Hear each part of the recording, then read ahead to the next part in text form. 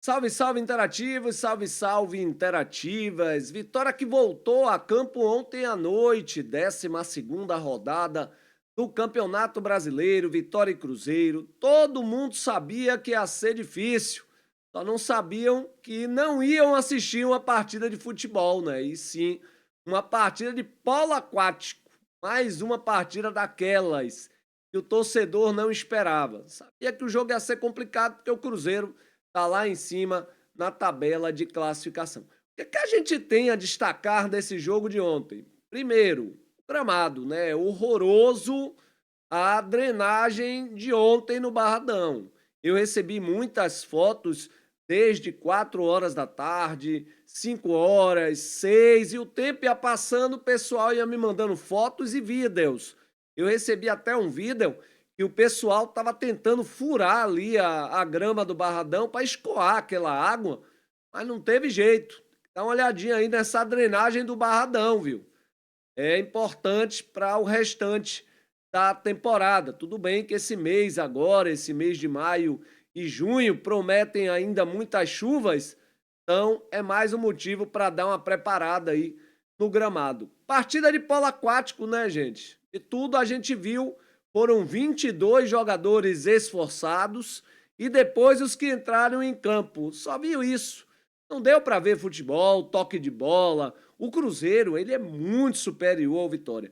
E olha que mesmo ali com o gramado daquele estado, deu para perceber que o Cruzeiro tentou ainda trocar passes ali e tudo mais, com jogadores muito próximos.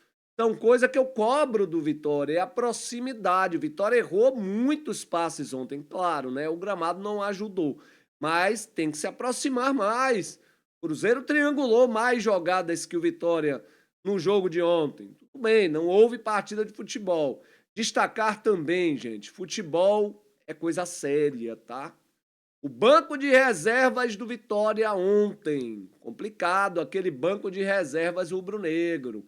Quando você olha para o banco, você vê Alexandre Filtman, que nunca agarrou numa Série A de Campeonato Brasileiro.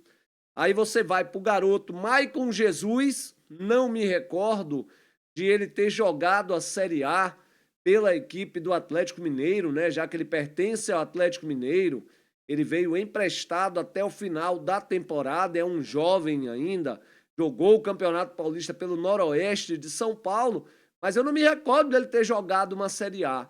Aí você vai para o banco, você não tem zagueiro no banco. Aí você olha para a lateral direita, você não tem um lateral direito no banco. Lateral esquerdo é esse que eu falei, que parece que nunca jogou uma Série A, aí só dando uma olhadinha direitinho nos números dele. Você vai pro meio-campo, volante, só o William Oliveira de volante. E o PP, né? PP tava no banco? Tava. PP tava no banco. PP e o William Oliveira de volantes. Aí você olha o meia, um garoto que nem Campeonato Baiano jogou.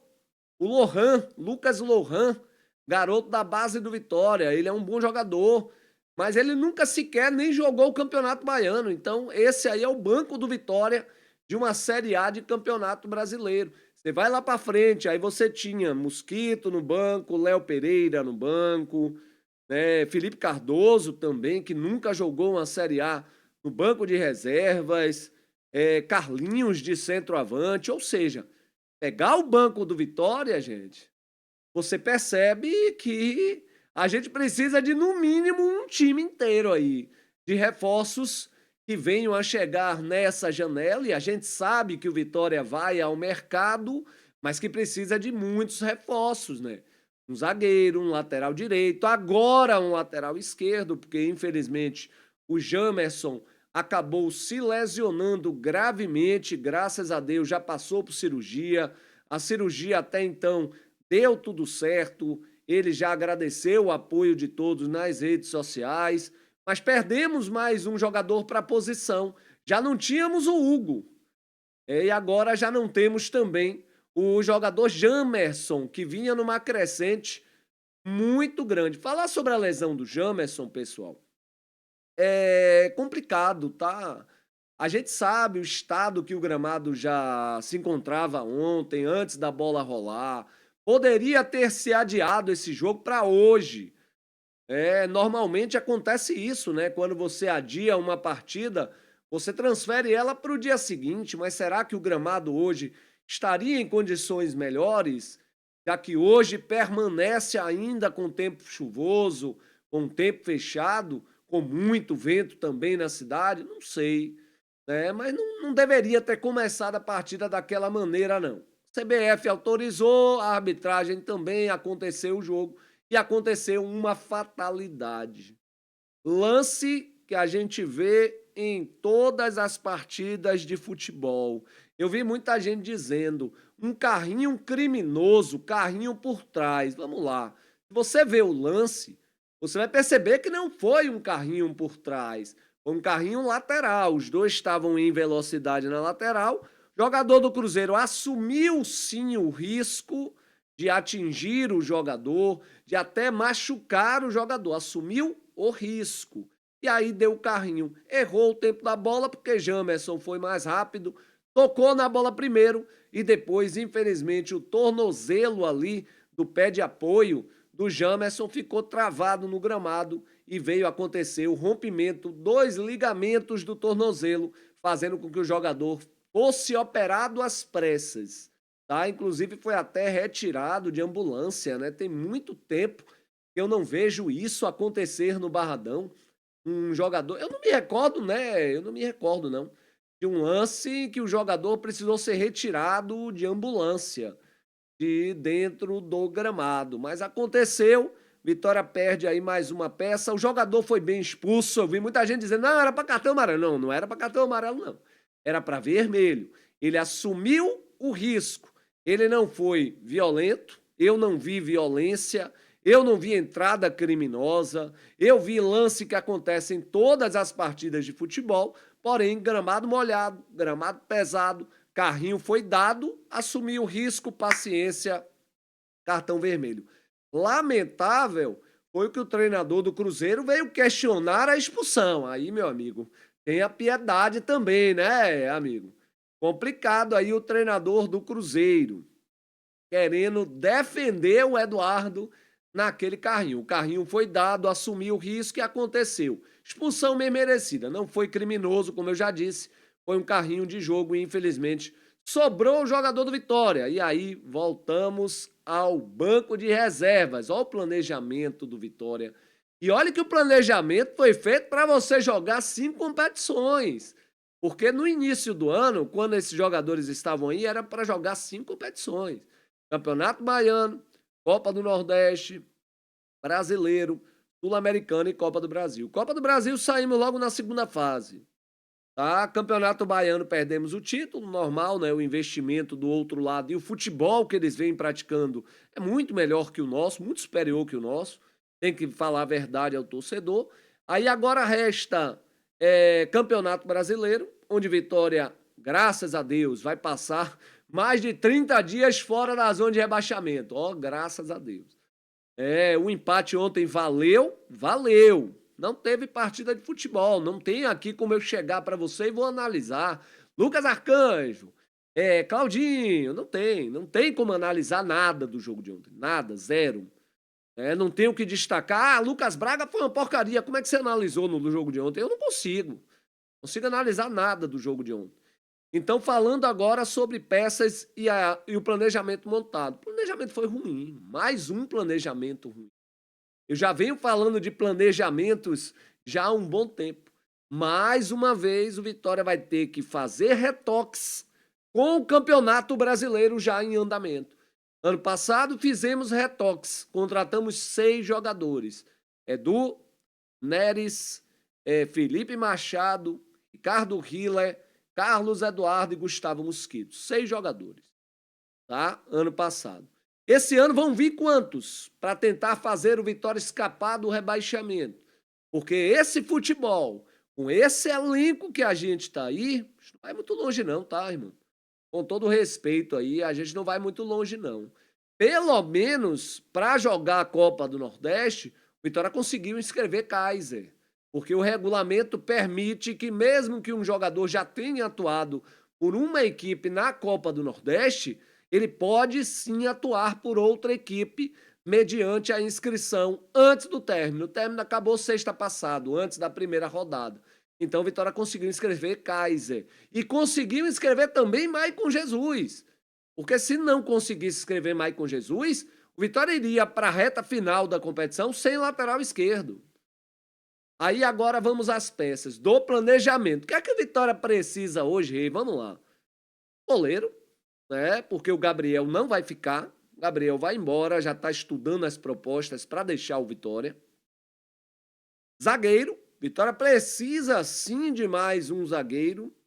Principalmente zagueiro pelo lado esquerdo, onde hoje você só tem o Zé Marcos. Ano passado, gente, a gente questionava que a gente só tinha um zagueiro pelo lado esquerdo, que era Wagner Leonardo, mas olha a qualidade do Wagner Leonardo para a qualidade do Zé Marcos.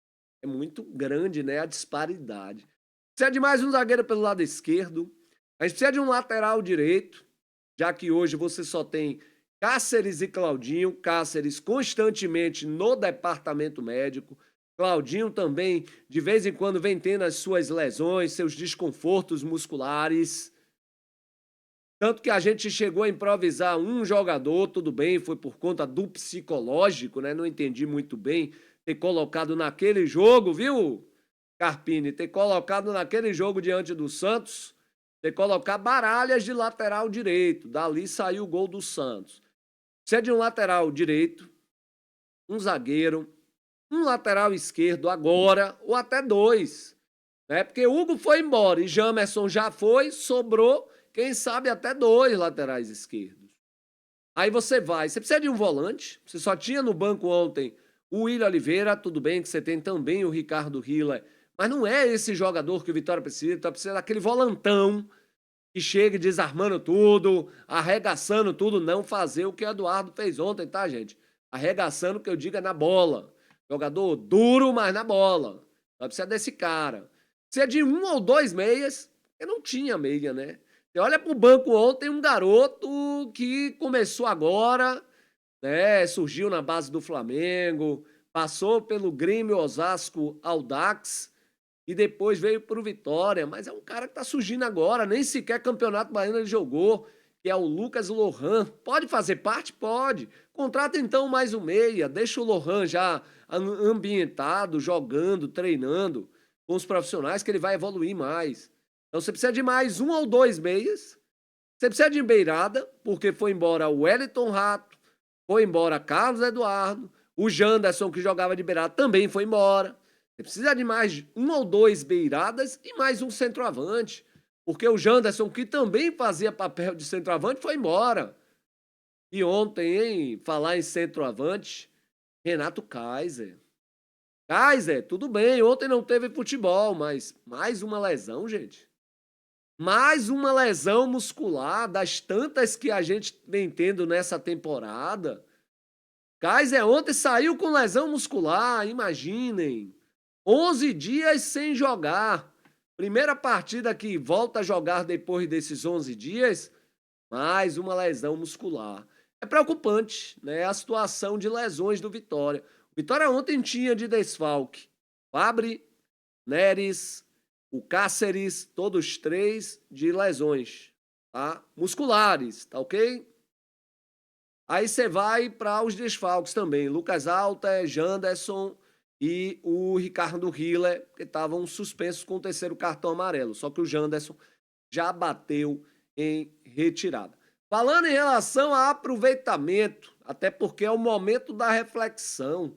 Já se foi o primeiro semestre todo. Como é que está o aproveitamento, Rei? Você manteria Carpini? Daria tempo de uma chegada de um novo treinador, apesar desses 15 dias que determinou a CBF que desse de férias aí aos jogadores durante esse Super Mundial de Clubes? Você desse uma parada de 15 dias, mesmo assim, você trocaria o treinador? Gente, faz uma análise bem básica, né? Faz uma análise aí do trabalho do Carpini desse ano agora de 2025. O Vitória começou o ano com 22 jogos de invencibilidade.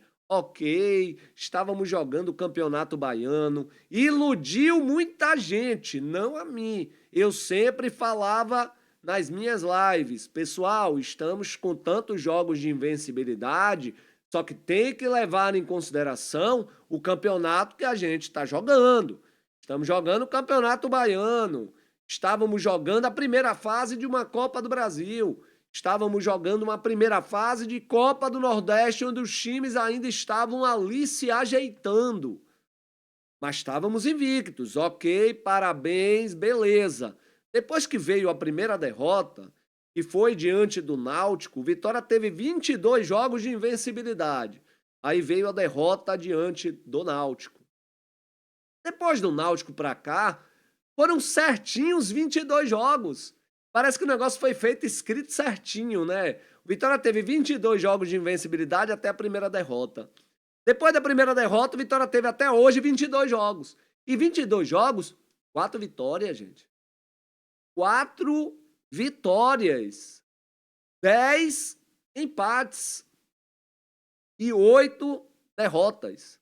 Esses são os números do Vitória agora, né? Esses são os números do Vitória de agora. São 4 vitórias apenas em 22 jogos, em 66 pontos disputados, 10 empates e 8 derrotas. Esses são os números do Carpini até então. Agora, depois da perda da invencibilidade naquela derrota que culminou na eliminação da Copa do Brasil diante do Náutico.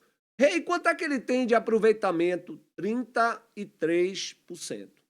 O Vitória hoje, depois que perdeu para o Náutico até hoje, tem 33% de aproveitamento. É aproveitamento para se manter na Série A, Rei? Não. Não é aproveitamento para se manter na Série A. Só precisa melhorar muito. Ah, mas eu empatei com o Corinthians na casa do Corinthians. Ok, Corinthians em crise, torcida invadindo o CT, torcida invadindo sede, trancando a sede, dizendo que o time é deles, que ninguém entra mais lá. O negócio lá foi feio, tá sendo feio ainda. Tá investigação e mais investigações do lado de lá. Tudo bem, não é justificativa, parabéns. Vitória empatou, tomando um sufoco danado, mas empatou. Parabéns para o Carpini. Soube montar uma estratégia ali que soube segurar o Corinthians. Poderia até ter ganho. Finalzinho, o Vitória perdeu até boas chances ali e daria até para ter ganho aquele jogo. Vamos pro jogo do Cruzeiro. Aí não teve futebol, né? Aí não tem nem o que analisar e dizer. Mas você, Rei, nesse momento agora, você trocaria o Carpini? Eu trocaria, gente. Eu acho que a gente está esperando demais e eu não estou vendo a evolução no time. Não é por ontem, volto a dizer, é por todo o contexto desde a eliminação do Vitória na Copa do Brasil. Eu não estou vendo futebol, não estou vendo o Vitória evoluir. Dentro de casa, o Vitória tem a 4ª pior campanha como mandante. Cadê o Barradão que ganha jogo? Cadê o Barradão do ano passado? Não vou entrar no mérito de pouco torcedor, de muito torcedor, o torcedor está deixando de ir. O que a gente sabe é que o torcedor realmente está achando um ingresso caro para ver esse futebol que está sendo apresentado e está deixando de se associar. O mais perigoso é isso. E ninguém aqui vai fazer campanha para dizer, ó, torcedor, não vire sócio mais não, a Zorra tá uma merda, vai afundar. Não vai. Não sou maluco. Ah, para mim, o torcedor, ele tá ali enxergando o que é que ele acha e se ele acha se vale a pena ou não se associar. Eu acho que sempre vale a pena, principalmente pro seu bolso. Já que o ingresso vale 100, na verdade não é 100, é 115, é a pegadinha do malandro, né? Porque agora você não vai mais poder comprar ingresso na bilheteria. Então, Vitória, quando divulgar o ingresso, não divulga mais o valor do ingresso, não, tá? Divulga junto com a taxa, que é a taxa obrigatória. Então você não vai pagar 100, você vai pagar 115. Inteira, você não vai pagar mais 200, você vai pagar 230. Cadeira, você não vai pagar 200 e pouco, 240, 280, né? Você vai pagar 322. Você tem que embutir os 15% de taxa da plataforma. É outra coisa, mas isso aí eu não vou entrar no mérito, não. Foi feito, paciência. Eu só acho que deveria ter feito o valor do ingresso, somado mais a taxa, bater os R$ 100. Eu acho que é mais ou menos por aí. Deixava o ingresso 80 e pouco, aí tem que ver quanto é que, somando, daria o valor de R$ 100 o valor do ingresso meia e de o inteira 200. Se querem deixar o ingresso 100, 200. Vitória vai ter agora, gente, 15 dias de férias, está no mercado, está contratando, né? A gente não sabe ainda, o que a gente sabe é que tem alguns jogadores com pré-contratos assinados, devem estar chegando aí. Quando voltarem de férias, né? O time vai voltar de férias agora no dia 27. Acho importante, você vai ter do dia 27 até o dia mais ou menos dia 15, né, do mês de julho, que é quando o Vitória praticamente deve voltar a jogar. Próximo jogo é importantíssimo. O Vitória pode voltar para a zona no próximo jogo. É Vitória e Internacional lá em Porto Alegre. Aí depois o Vitória tem Vitória e Botafogo na casa do Botafogo. Então o Vitória tem Inter e Botafogo na casa do Botafogo. Preocupante, viu? Aí depois volta, pega o Sport, pega o Mirassol, aí sai, pega. Aí só olhando direitinho a tabela. Mas falta Palmeiras, São Paulo, Sport, Mirassol, Botafogo, Internacional e esqueci mais um aí nesse meio termo aí.